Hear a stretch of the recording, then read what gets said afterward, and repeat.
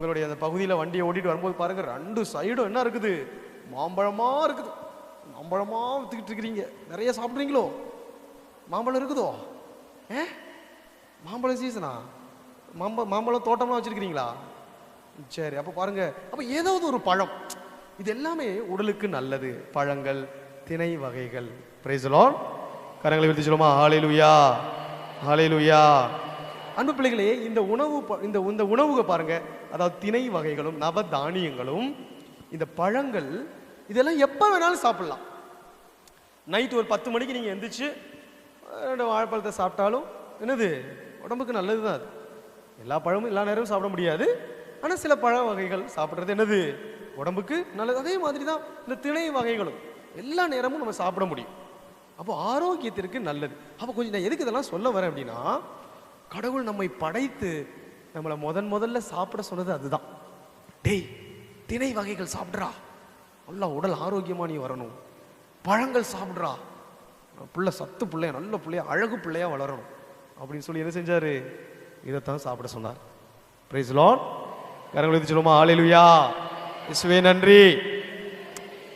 இதுதான் அன்பு பிள்ளைகளை, பாவம் இல்லாத நிலையில் கடவுள் நமக்கு தந்த உணவு. சொல்றது புரிஞ்சா?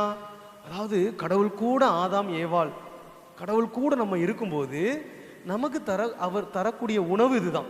நல்ல சத்தான உணவை, உடலுக்கும் மனசுக்கும் ஆன்மாவுக்கும் நல்ல உயிரூட்டமா இருக்கக்கூடிய ஊட்டச்சத்து உள்ள உணவைத்தான் ஆண்டவர் நமக்கு தரார். சரியா?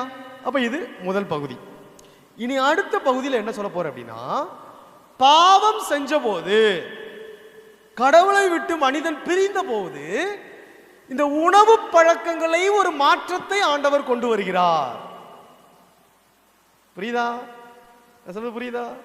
அவர் கூட இருக்கும்போது ஒரு உணவை கொடுத்தாரு, நீ என்னை விட்டு பிரிச்சு போயிட்ட பத்தியா, இனி உனக்கு அது கிடையாது, வேற ஒன்றை சாப்பிடு அப்படின்னு கொடுத்தார். 3வது அதிகாரத்துக்கு வாங்க பார்க்கலாம். தொடக்க நூல், பைபிள் இருக்கிறவங்க எடுங்க பார்க்கலாம். 3வது அதிகாரம், தொடக்க நூல் 3:18 இறை வார்த்தை பாருங்க, நான் வாசிக்கிறேன் கேளுங்க. முட்செடியையும் முட்புதரையும் உனக்கு அது முளைப்பிக்கும், வயல்வெளி பயிர்களை நீ உண்பாய். அப்போ செகண்ட் கிரேட் உணவு. ஃபர்ஸ்ட் மேலான ஒரு உணவு சொன்னேன், அடுத்த ஒரு கொஞ்சம் பாவம் செஞ்ச போது அடுத்த ஒரு உணவு பழக்கத்தை ஆண்டவர் கொண்டு வந்தாரு. வயல்வெளி பயிர்களை நீ உண்பாய். வெஜிடபிள்ஸ், காய்கறிகள், முட்செடிகள், முட்புதர்களில் இருந்து வரக்கூடிய காய்கறிகள். காய்கறிகள் நமக்கு எல்லா நேரமும் சாப்பிட முடியுமா? கொஞ்சம் யோசிங்க. சாப்பிட முடியுமா?